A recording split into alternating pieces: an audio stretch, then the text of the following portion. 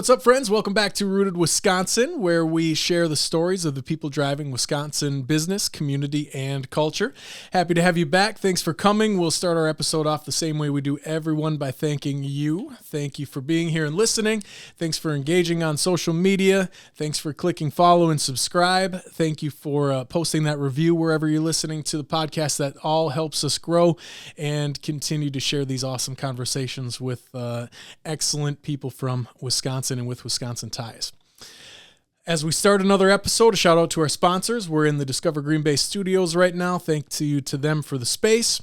Of course, Riverside Pizza, Ryan and his entire group of great folks there, cooking up awesome pies. Best pizza in Wisconsin. Got to stop in and try it. They're in Ashwaubenon and probably coming to a place near you sooner rather than later. Keep your eyes open. You never know where they're going to be growing to.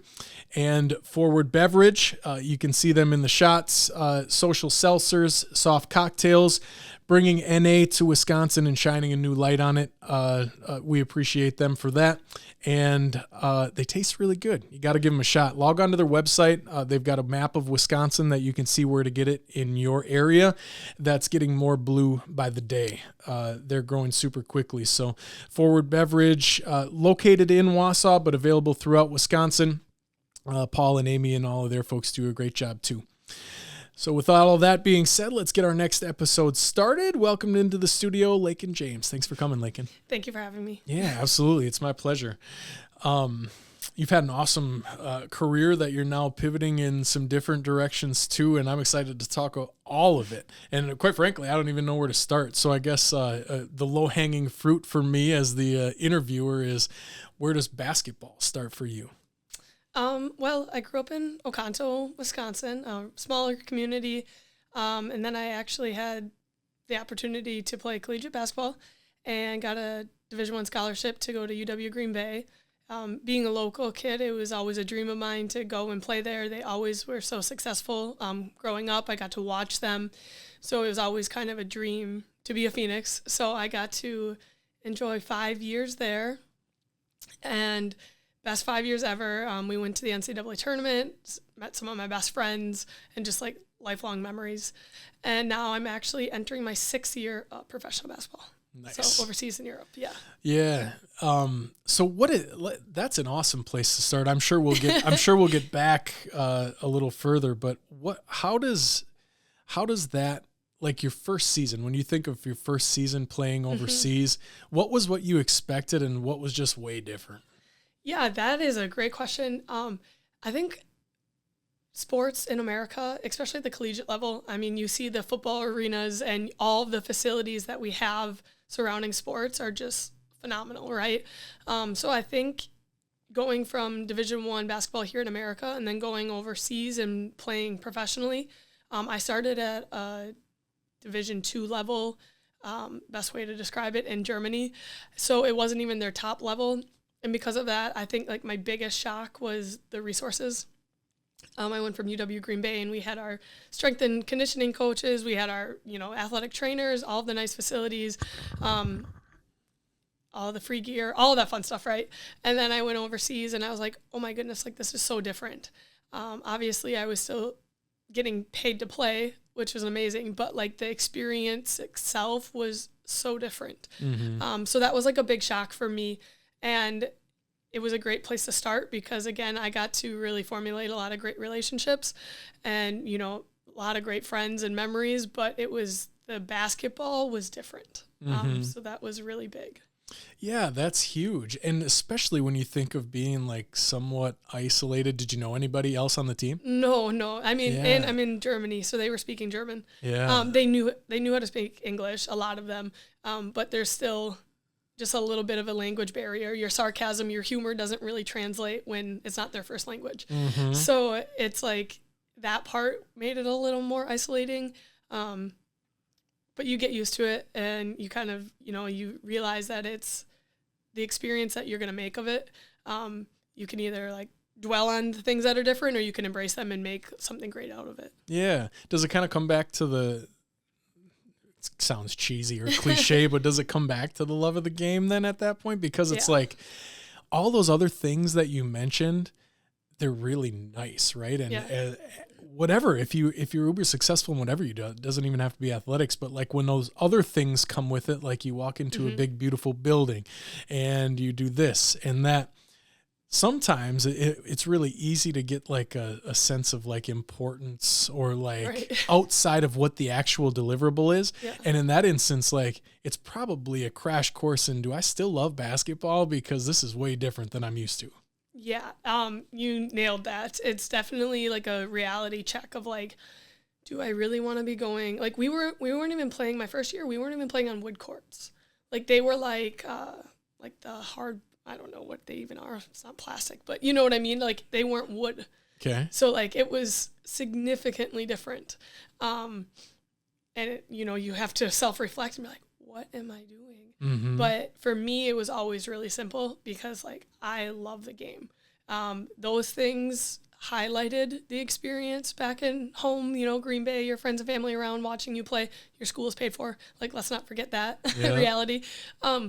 But going overseas, it was like, no, like I genuinely love the game and I want to see how far I can take this. I didn't believe that's where I was going to end my career, is not playing on wood courts. Yeah. So like that wasn't the goal. But I knew that every piece of the journey is important and I couldn't like stop just because this first step into the professional world wasn't what I envisioned. Mm-hmm. Yeah, we've all hooped on the court outside with a 20-mile-an-hour wind with the net broken. Right. Double rim. Yeah, we've all been there. Yeah. Do you remember where the love started? Do you remember where that passion? Do you remember? I probably back when I was young. I got to play up, I think my first year. So if I was in third grade, I was playing on the fifth grade team. They let me play some games with them because our school leagues started in fifth grade, I guess. And they were like, Laken's busting everybody. No, well, you didn't know at the time. It was more of just like I had an interest. I got to watch my older brother do it. And I was like, well, I want to do that. So like I didn't understand why I couldn't. He was. And then when I was in fourth grade, my parents were like, okay, like let's just start a fourth grade team. Like there's enough interest. It's 1 year difference, right? So then they started a fourth grade team. And I think, growing up and my brother was in it, and then having my parents as my coach all the way up until seventh grade, I think, it was just kind of fun. It was like a family thing. You'd go to practice and both of my parents were there. Like, and they would take turns too, because obviously they had other obligations. But like on the bench, like they would both be there. So it was just like a fun start for my basketball journey, and it kind of developed the love. I was a fortunate young child because I had like natural ability too, which, kids like what they're good at. So, but I kind of took the approach of, I never wanted to get caught. This is kind of a funny story. There was like, we were at our gym in Oconto, like our community gym, and, I overheard, which is crazy. I was a little kid, but I overheard a parent and they're like, oh yeah, like she's good now, but like people catch up. Like it's just like that natural ability. And I was like, I think I was in like fifth grade. I was like, yeah, right. So I was like, that was rude, 1, and 2, like that's not going to happen. So I think like I kind of carried that with me where I understood I had this natural ability. I could dribble like without even practicing when I was young, or athleticism or whatever the case is. But I was like, I never wanted people to catch me. And then my love for the game just kept growing and growing, and it just kind of happened organically from there. Yeah. As interesting of a situation that is, that's a really valuable lesson for a young athlete. I wish my work ethic would have matched, what I could do just by nature. Yeah. I totally wish that. So that's such a valuable lesson and a good chip. Fun 6-degree separation story about you bringing up your parents. I'm pretty sure your mom was a teacher of mine. No way. Pretty sure. Best math teacher around. She's awesome. Yeah. She was great. Yeah. I probably haven't seen her since. Yeah. But that's funny. Yeah. So, it's so interesting to think about, like, that is super rude of like an adult. Just it looked like me over here as a kid. She's just good right now. Yeah. And like they probably meant no harm, right? It wasn't like bashing the young kid, but it was like, I heard that, I was like, no, that's not how it works. Well, there's like a certain like people that are cut like that though. Like that's kind of like a Kobe story, like, like, or a Michael, like somebody saying like, whatever, this won't happen. And you're like, okay, let's see, like Aaron Rodgers built his whole career with a chip on his shoulder, like seriously, that, so that can drive you a lot. So 6 years in, you're 6 years into playing overseas. This will be my sixth. Yep. This will be your sixth Yep. year. Okay. What's like the timeline of that? The season's different, right? Like the timeline of seasons. Yeah. So my first 5 years, I played the European season, which is like right now. Okay. Yeah. So I just got married in August. So Congrats. thank you. So Did I introduce you wrong? no, it's okay. Laken James, but it's okay. No. So what we're doing, or what I decided to do, is like slowly kind of come away from the game. So I'm not playing the European season, clearly, as I'm here today. But I'm looking to play in Australia. So their winter is different. So their season is throughout the summer. Okay. So that's really cool for still get to do it, completely new experience. And that would be more or less like April to July. And Australian hoops culture is pretty cool, isn't it? Like they dig hoops. They do, and that's exactly it. They are growing like always, like us here, and we really enjoy the game. But their kids are always training. Like their facilities are nice. Like they're on top of it. They're gonna have wood floors. Yes. And that timeline probably fits pretty well, right? Because then you have this whole other branch of things that you're growing with your 5-Star Academy and camps and kind of getting into that side of things. And that timeline probably fits well with that, right? Because then you can come back after season and then do those things. Yeah. It was great. So I got to launch my mentorship program this year because I was home. So I'm working with like 10 high school girls from September. Individually? Yeah, like I'm mentoring them one-on-one. Sick. Yeah. So that was like a big piece of 5-Star Academy that I was able to like officially launch. I've always kind of played in that space, but I felt like the program now was like completely ready to be like, this is our first real go at this. So we'll go September until basically when I leave in April. Yeah. What was the list? Did it have to be trimmed down to 10? I did limit it at 10, to be completely honest. Yeah.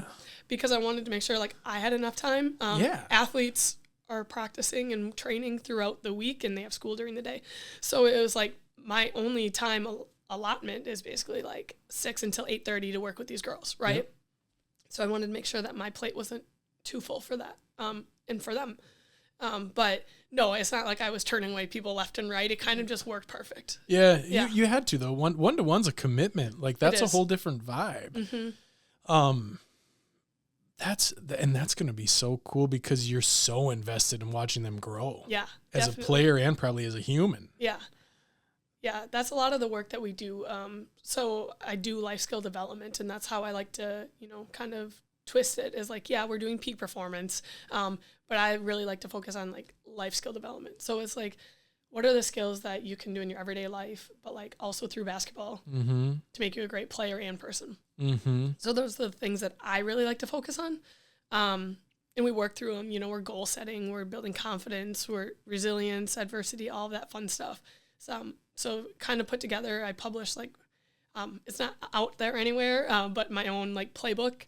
So the girls all have a booklet that we work through. They do their lessons, and then we get to meet about them one-on-one. Okay. So. Yeah. And I mean, when you think of that concept, it makes so much sense kind of by proxy or by nature of what we talked about to begin the show, where like a lot of people have that thing where like, I'm naturally good at this, but that the rest of the toolbox to come together to take that to something else, it's not innate for most people. It's learned and then refined for a lot of people, and having a mentor like you that can put that in overdrive, super valuable. Yeah. We like to think so. Yeah. Thank you. It's kind of cool because we talk about all the time is like, you hear, sports build like such great character. They do this and they do that. But it's like, at the same time, it's like, if you don't teach those things, it's not like just because Susie went and played basketball for 5 years of her life that she's going to come out and be like this super confident player. Like, we're not all fortunate to have coaches that instill that in us, right? She could lose her confidence in those 5 years. So a part of like what I'm researching and doing is just basically like, we can develop these skills through sports, but they need to be taught and they need to be fostered and, developed, because it doesn't just happen because you played the game of basketball or volleyball or anything like that. It's like, you need a role model, an adult, a mentor to kind of walk through and like develop these skills with you. And then not only that, we talk about the translation into other facets of life. Yeah. Because it's great that you can do that, but when you turn 18 and you're done playing, which 99% of athletes will stop playing in high school. Mm-hmm. It's like, it was great that you were a great leader in the like basketball court, but like, can you be a great leader in your work life and your family and those other areas? And again, it's not guaranteed that they transfer. Mm-hmm. So being able to like have those conversations, be like, okay, like that was awesome that you're doing that in your sport, but like, how can we get you to think about that in the classroom? Mm-hmm. So those are kind of just like the conversations that we have, because it's just instilling that a little bit more to develop that later and in different areas. Yeah.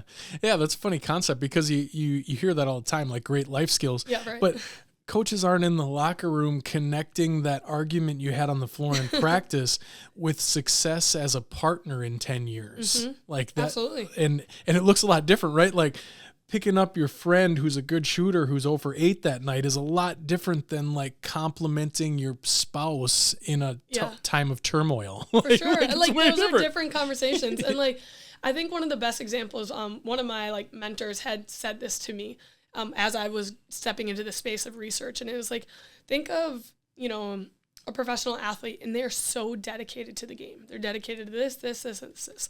But it's like, but then they can't stay dedicated in like a relationship or in their family life. And it's like, it's clear that they don't transfer.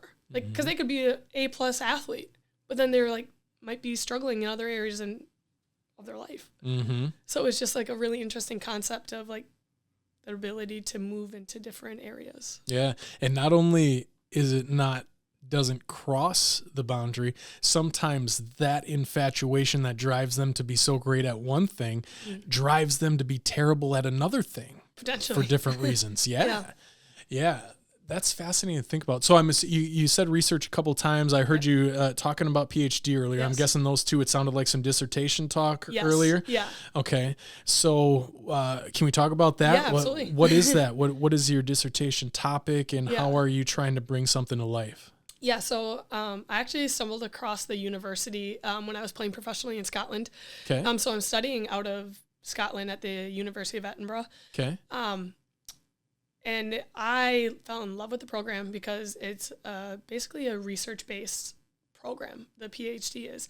So I got to pick my own research. I got to look at the world of research and say, like, there's a gap here, and I'm going to fill it. Like, nice. I didn't have to join anyone else's research. Like, it's solely mine. And because of that, it just has so much meaning to me. Yeah. And it kind of motivates me to do it because it can be hard. But yeah, so my research right now is I'm looking at the life skill development for female basketball players. Okay. What happens? What do athletes think is occurring around them? Like, what skills are they developing? Are they bringing those to different areas of their life? Like, literally everything we were talking about is my research. Okay. I'm choosing to stay focused on the female side because that was a big gap that I saw, because a lot of the sports research, and you can go to down to ACLs and injury prevention, and a lot of it is done on males. Mm-hmm. And then we want to try implementing that on females when we're clearly different. Mm-hmm. I won't point out the obvious there, but it's the same things are translatable on the sports health side of things.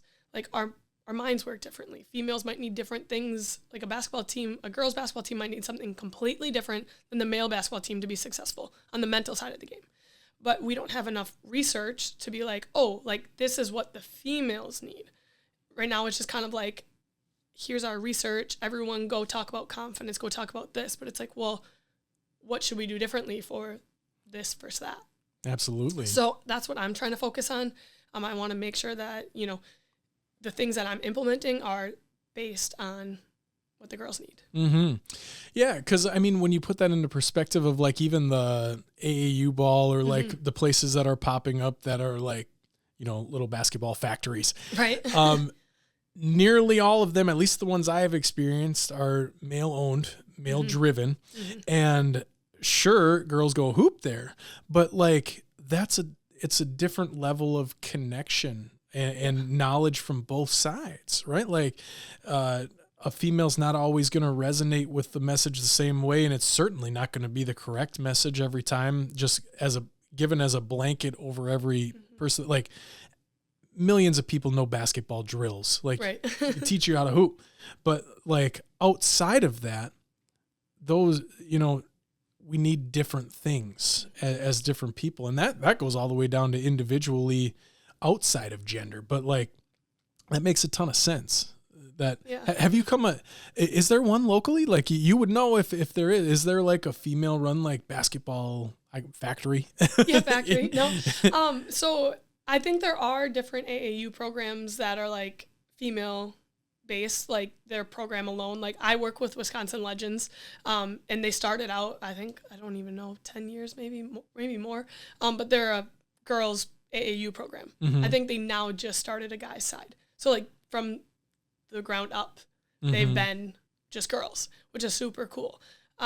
But as far as like a place to go and develop and that's work, what I'm talking like, about. Yeah, like that's different. The That's people that put up different. the pole building, and then Right. there's a floor in there, and Yeah. like the training facility, I guess. Like, Yeah, absolutely. And to be fair, there's probably not a guys only one of those either. Right. So it kind of opens it up. But like at 5-Star Academy, I try to have like the majority of my camps girls only.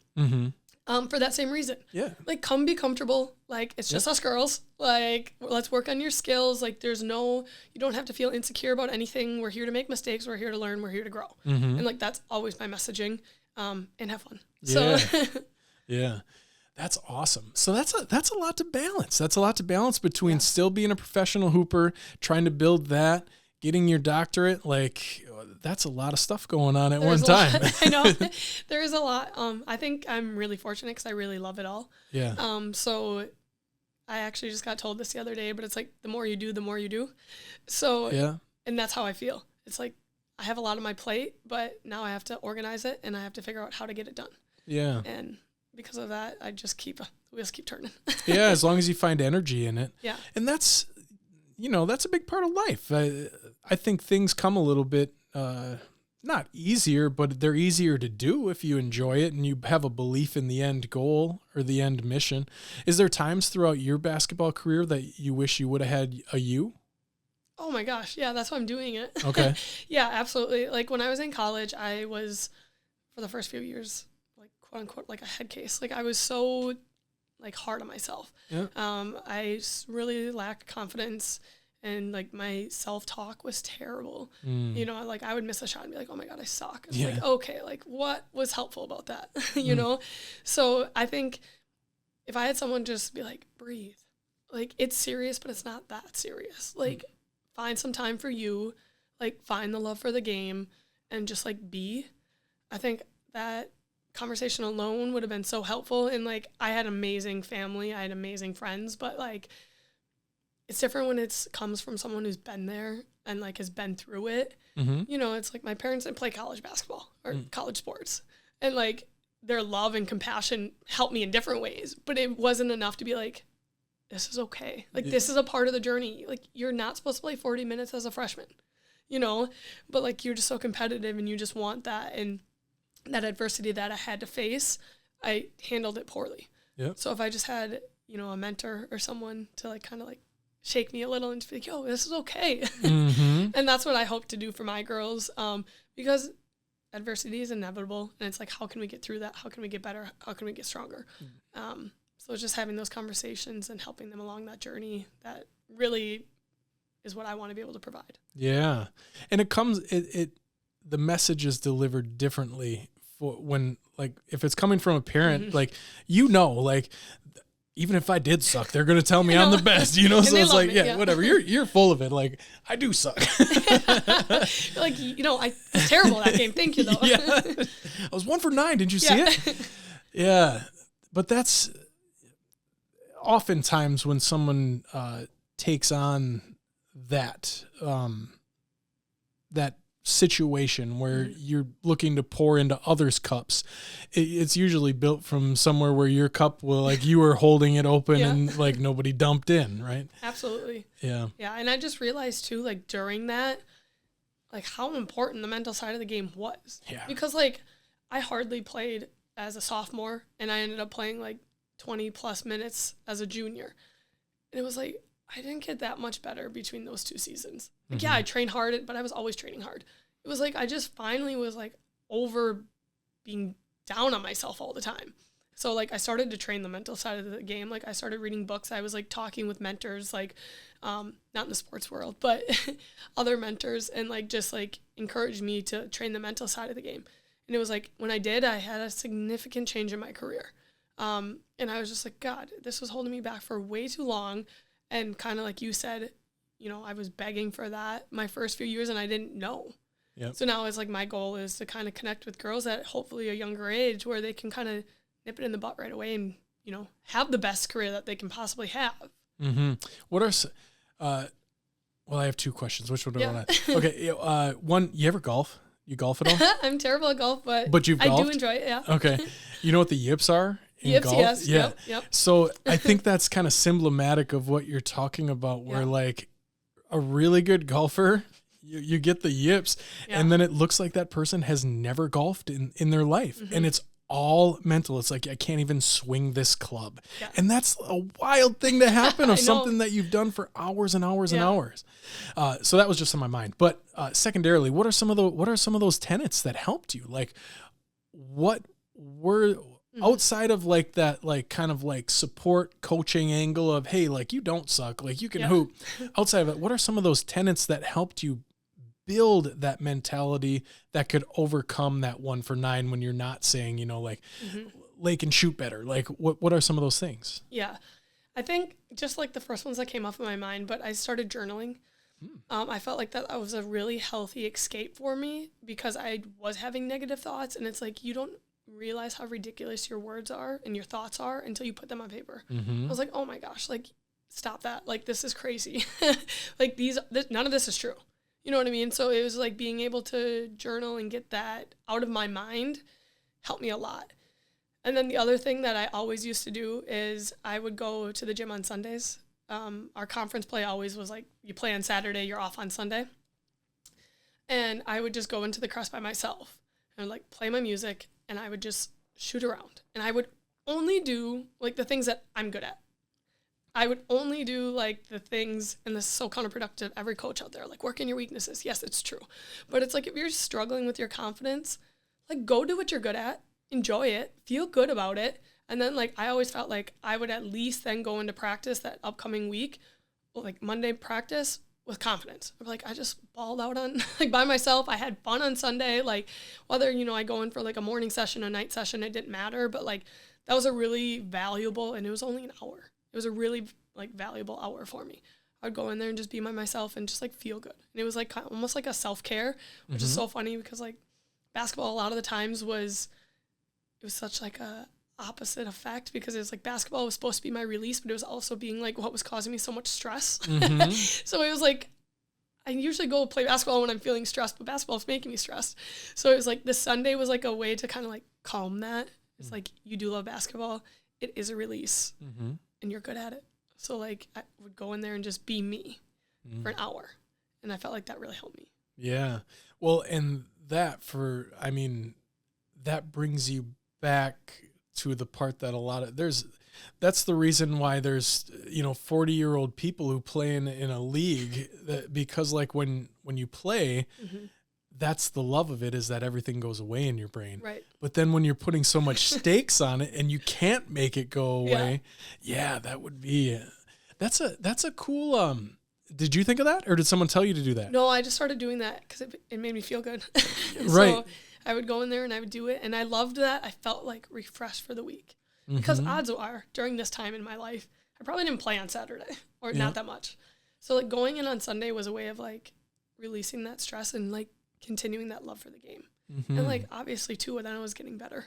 So it was like a win-win. Right. Yeah. Even if you are working on your quote unquote strengths, like it's still making your strengths better. And I mean, look at, that's how you get run. You know, if you get really, really good at one thing, you'll get some run in a specific part of the game.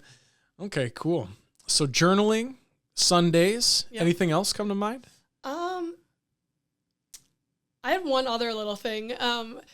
So I believed in like resets as well. Like when I talk a lot about mantras now with my girls, and like just having a positive affirmation. Yeah. And I had a mantra before I even knew it was a mantra.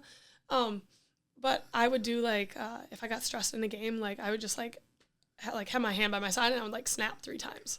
And like, it wasn't a word mantra, a positive affirmation, but it was like this reset for me where like, okay, chill out. What you're thinking isn't helpful. Like, be in the moment, be present. And like, a lot of the times, you know, we were very fortunate at the Crest Center. Like, if we were playing home, like, there was 2,000 people there.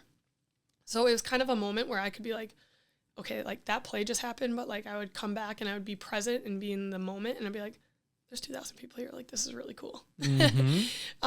So it just allowed for me to step away from whatever I was feeling negative about, whether I turned the ball over, I missed a shot, you know, whatever it was. I got subbed out. Whatever could have crumbled me in the past, it was like a moment where like, nope, not happening. We're good. We're present. I'm thankful to be here. This is good. And again, these things all occurred when I was older and like the end of my career, which is unfortunate. Yeah, back to the mentor part. But yeah, they helped me a lot. Yeah, that's a pretty like that's a bit more widely. Well, all three of them are, other than the Sundays. That's kind of a unique you thing. But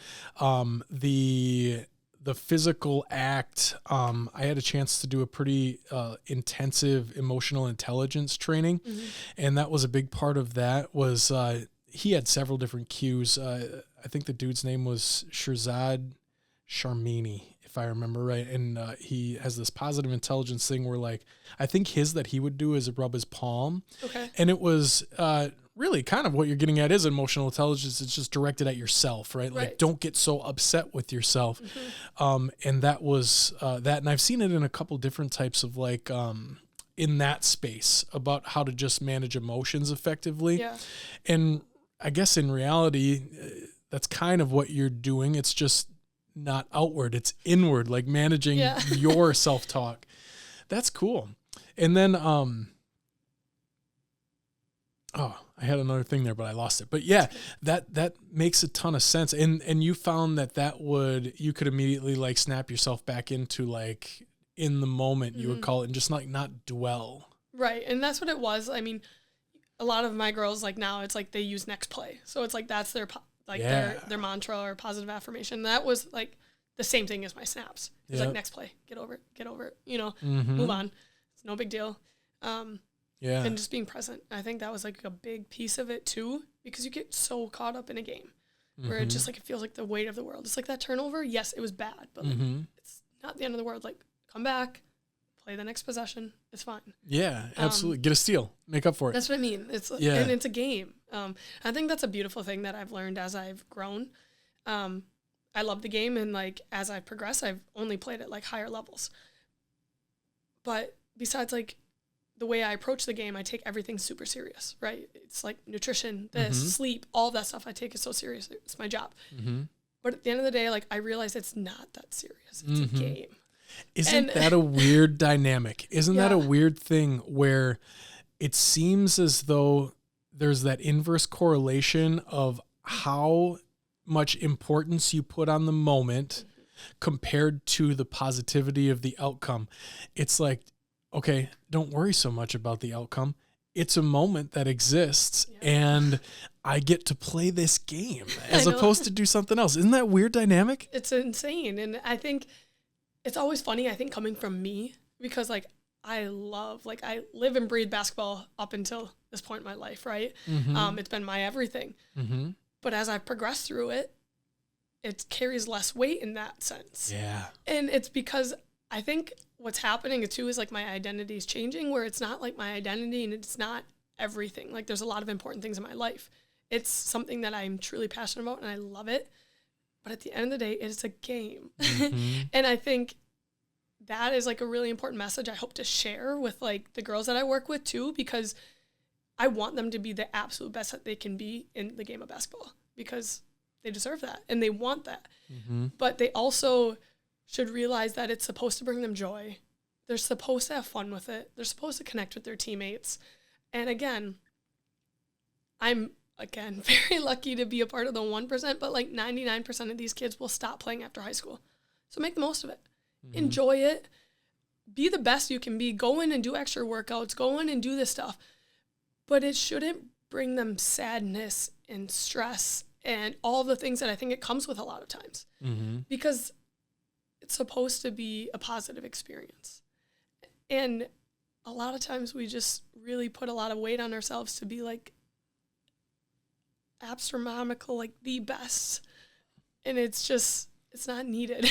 And I think there's probably no proof in this pudding at all, but I think there's a switch that flips in the human brain when you put a bunch of importance on something that makes us less effective in getting to that outcome. Oh, I totally agree. Yeah. Like, I don't know if that's proved or provable, but I certainly think that's the case, because the more pressure that you put on yourself, the less well you'll perform. Yeah. I firmly believe. Well, I can be your first case study, because when I was at UWGB, it was my dream, my childhood dream, to be there.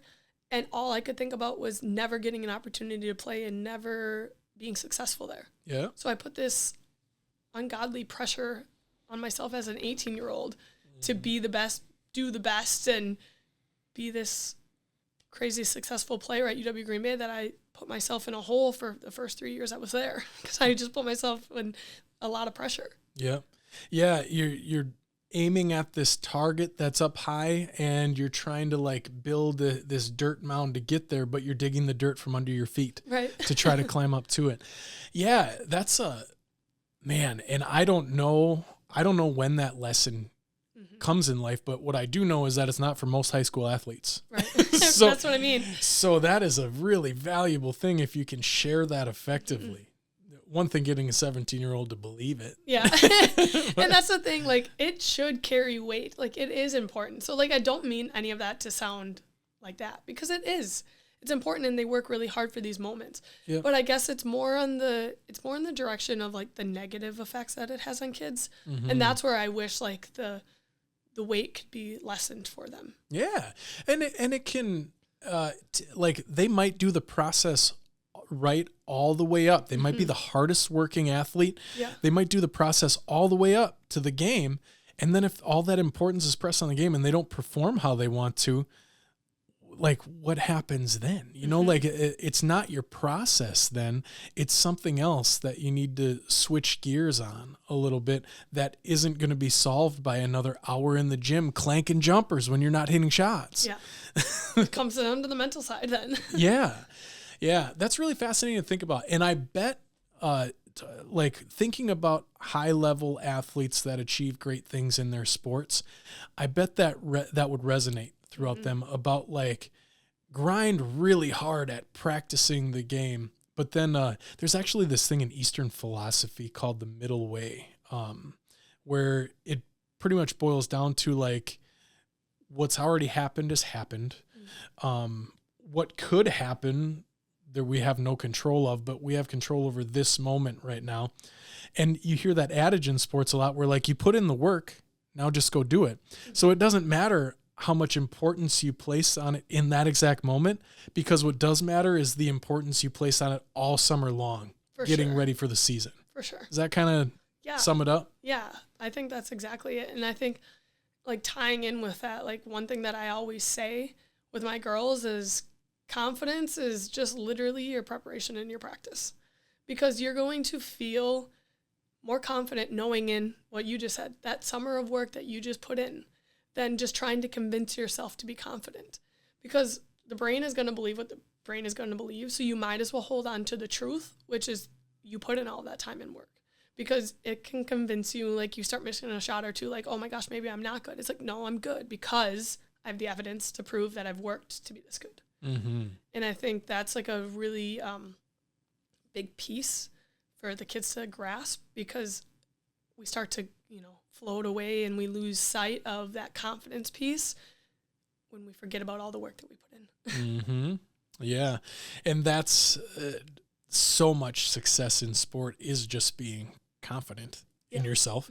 Like, even if it is a student that's kind of clinging to their natural abilities, it doesn't always matter. Like, if they're confident when they walk out on the floor, they might ball out. For sure.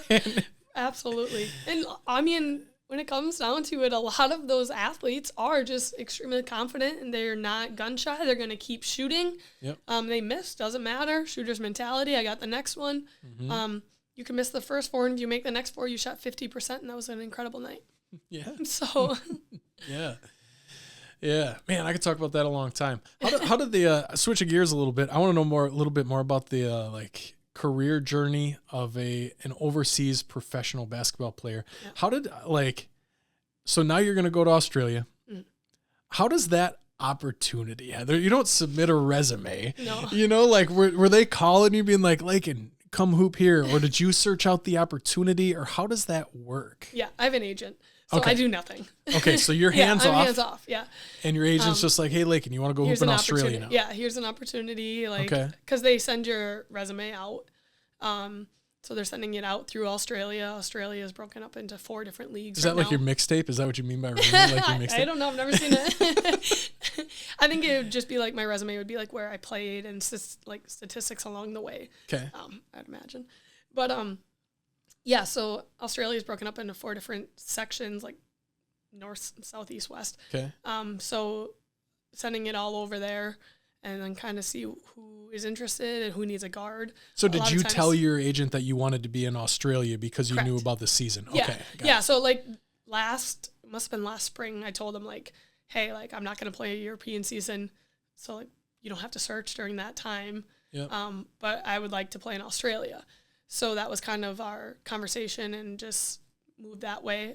Hard decision because I had an opportunity to go back to Scotland. We were in Scotland last year, but just kind of wanted to come home and get, 5-star academy rolling a little bit, focus on my PhD, and just physically be home too, which I hadn't been for 5 years. So this is my first Wisconsin winter in 5 years, by the way. So I really bundled up this morning. That's funny.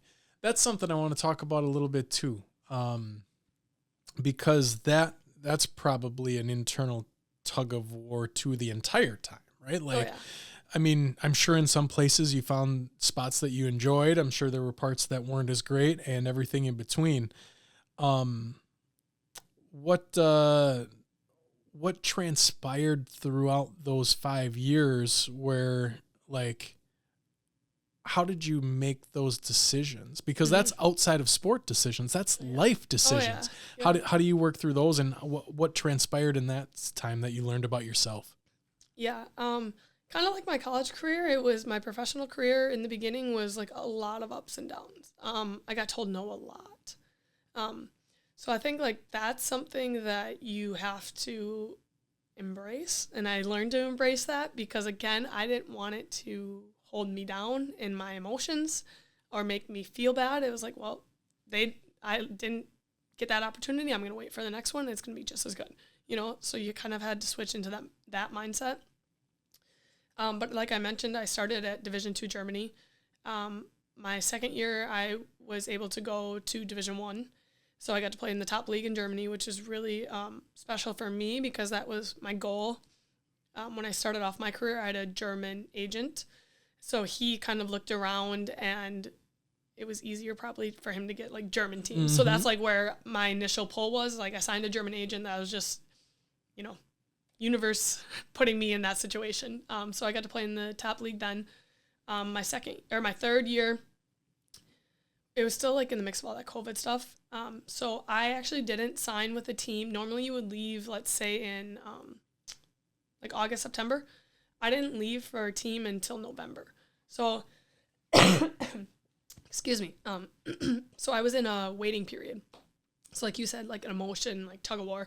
So can't go get a full-time job from August until November. I have to be training and doing all this stuff. So like that's just a sacrifice in itself because I hate being idle, as I kind of you could probably gather from all my stuff I'm into. But it was like you were just in this waiting game. I have an agent across the seas that is looking for a team, and I'm just sitting here waiting. Yeah. And then I got a phone call of an offer to a team in Scotland.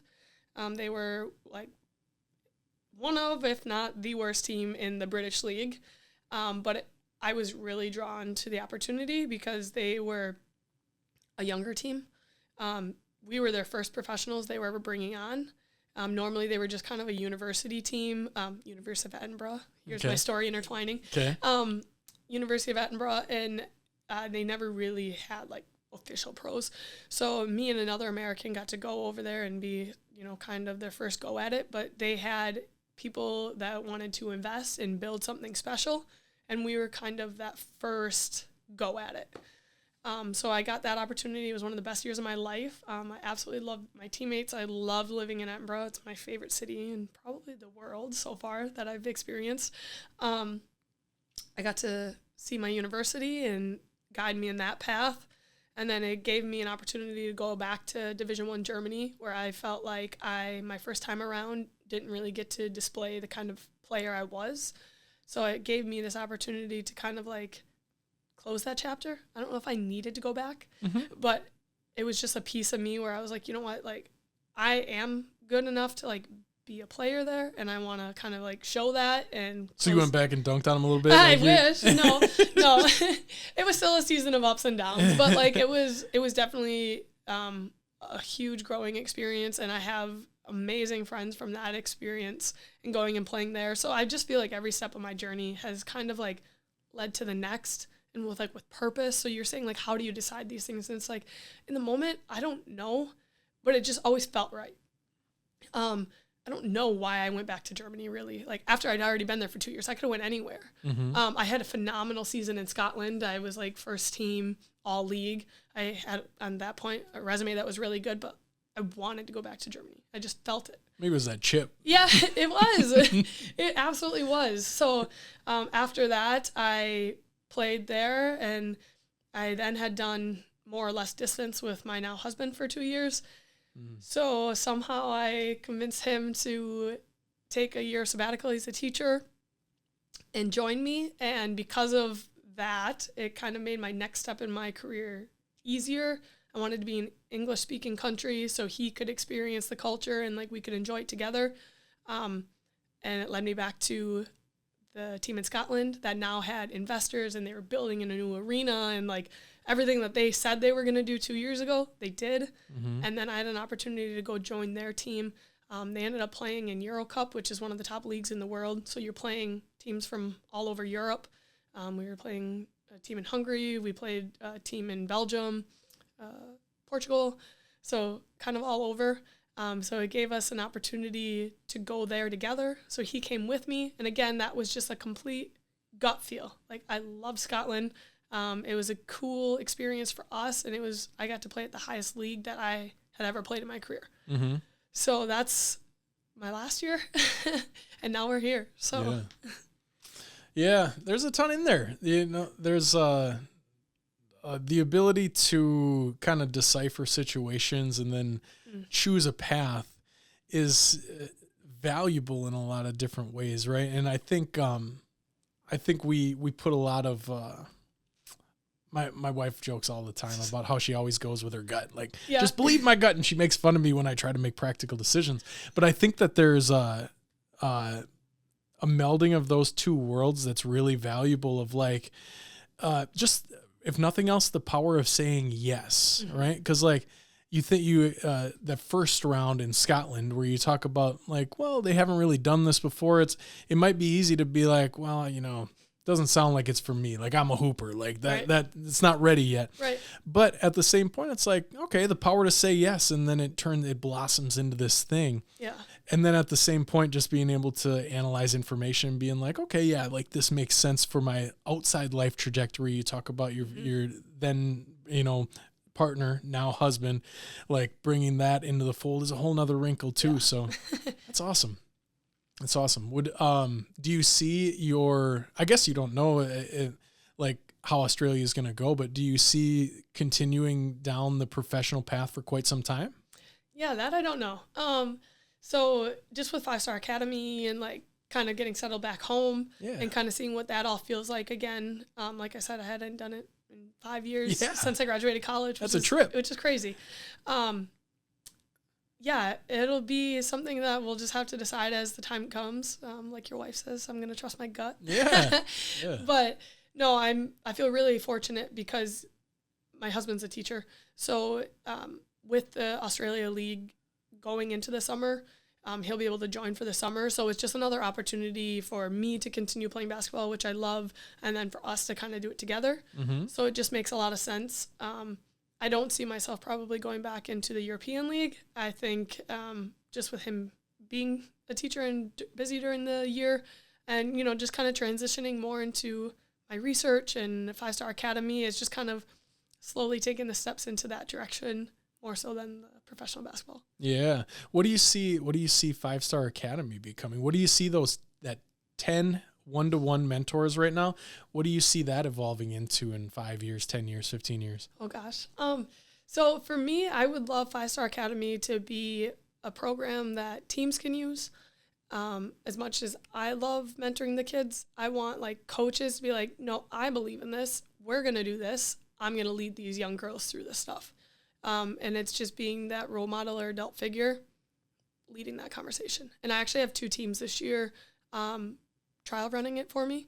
So they're going through the exact same playbook that I'm going through with my girls. I have a couple coaches actually in Lena, and then Preble, coaches that have believed in 5-Star Academy from the very start. I just gave them the program basically for free, and I was like, you guys just do this, and I want feedback, and hopefully it can help your season. Mm-hmm. So it was really cool to kind of like with those relationships that were already flourished and coaches that I know believe in this stuff, to have them really push it for me and see how it works. And that would be something that I would love for 5-Star Academy to blossom into, and being able to see, why is it only me?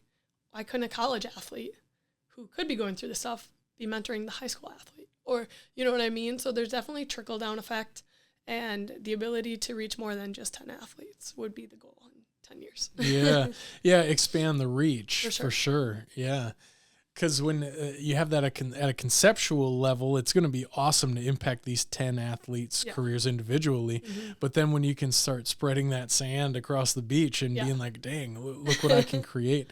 Yeah, that's going to be such a fun journey for you to try to scale and grow, empowering other leaders as opposed to, you being the leader is, that's the mountain to climb. That right? is, absolutely. And, I hope that I can kind of just guide whoever these mentors are in the future. Like, I hope, I'm constantly working with athletes, but I really envision myself being more of let's run a leadership clinic, and I'll come and lead that.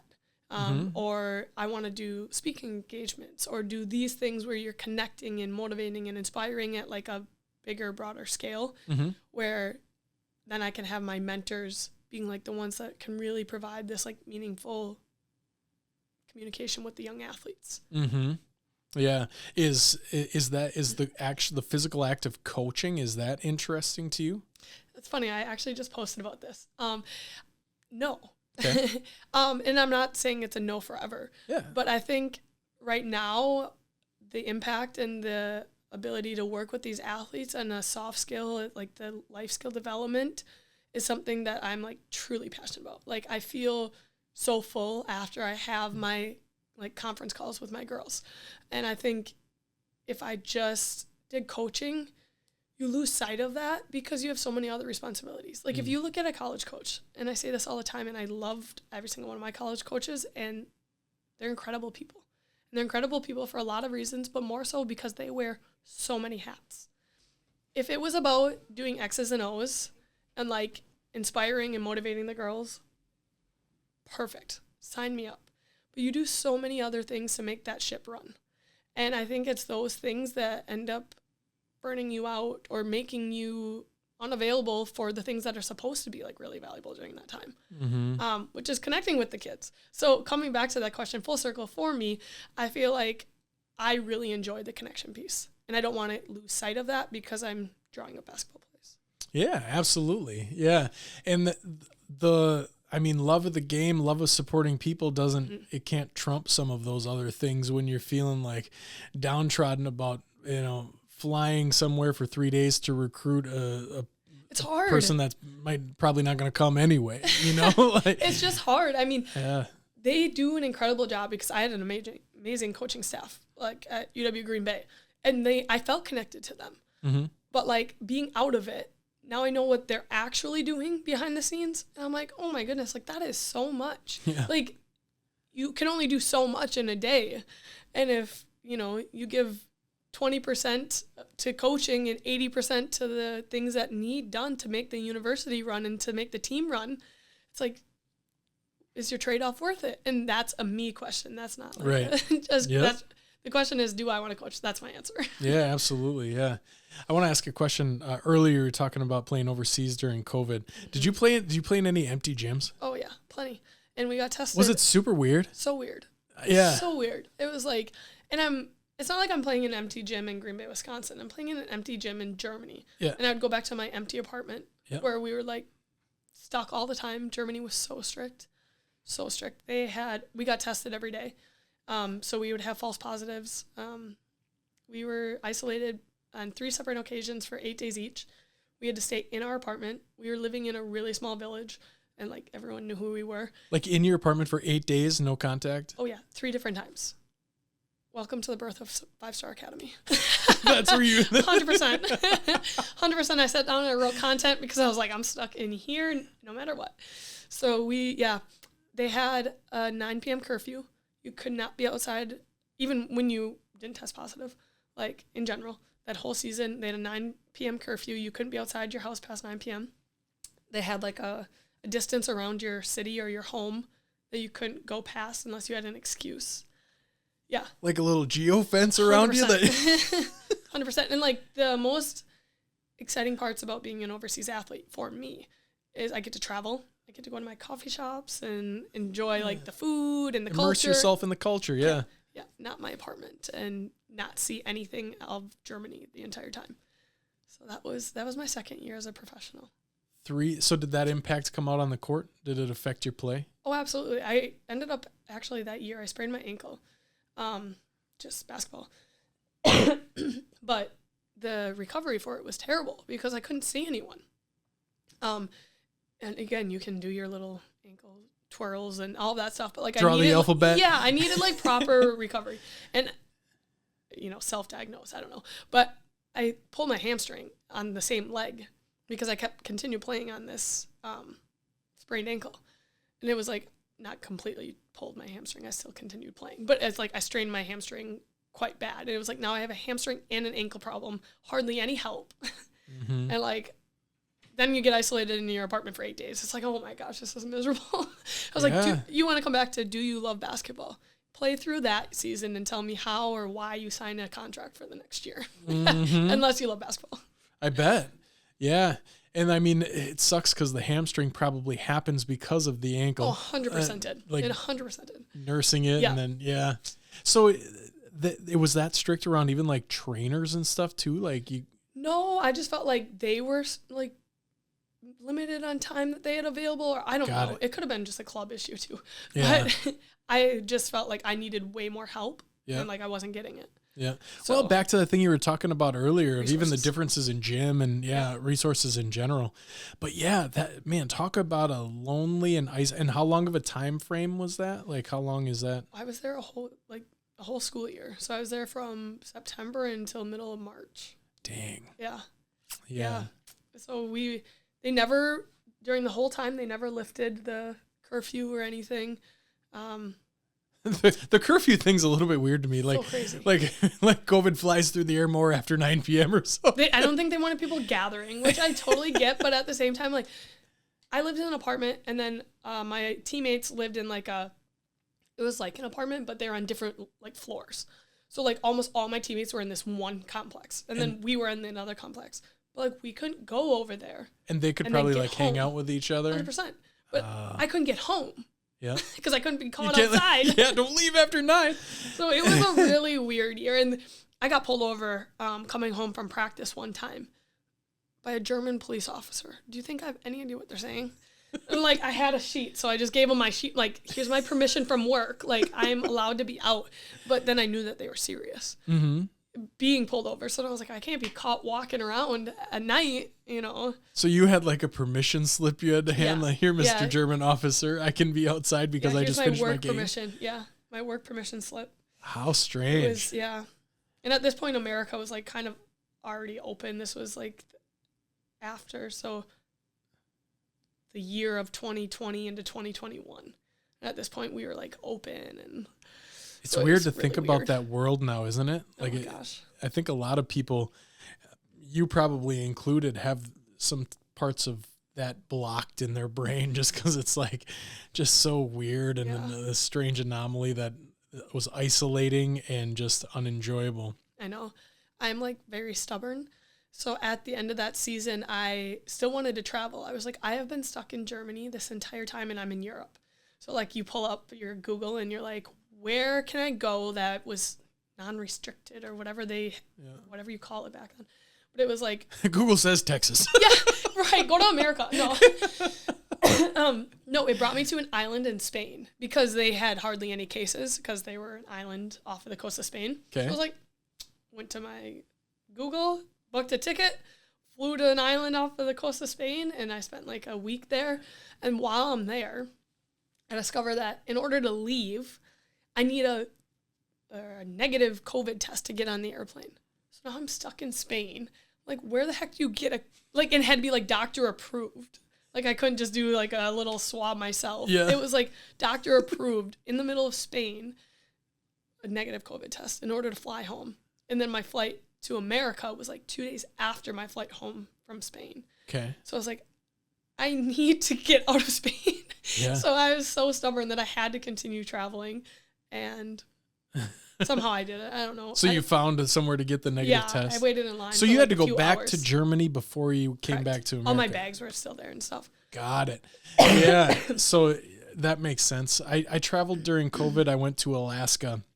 Okay. And I took a pretty big gamble because to get off and into Alaska, I needed a negative test. But I took the test. It had to be within a certain time frame. Oh, yeah, yep. So I didn't have the results when I got on the plane. Oh my gosh. So I was like, dang, okay, well, this is going to be quite the scenario if I test positive while I'm on this plane. Land. And then I land and I don't have a no. positive test. Luckily, it was negative. But like it was a hunting trip. It all would have been ruined because they would have like ushered me to a hotel and I would have had to quarantine 2 weeks, in there 2 weeks. And like that would have been wild. But I just, at that time, yep, that's exactly what I did. I crossed my fingers and just hopped on the plane and said, sayonara. I love that. Risk it. Just do it. It was a weird time, man. That's all we can say. Yes. We made it. Welcome 5-Star Academy. Yeah. Did you ever have to hoop with a mask on? No, they didn't do that because I think they used logic and said like, that's not how it Might as well not play. Well, that's awesome. It was awesome hearing some of your story, Lake, and I appreciate you sharing some of it. Hopefully 5-Star Academy continues to grow and you have a fruitful year in Australia when it comes. When did you say it starts? So I would probably leave middle of March. Middle of March. Yeah. Okay.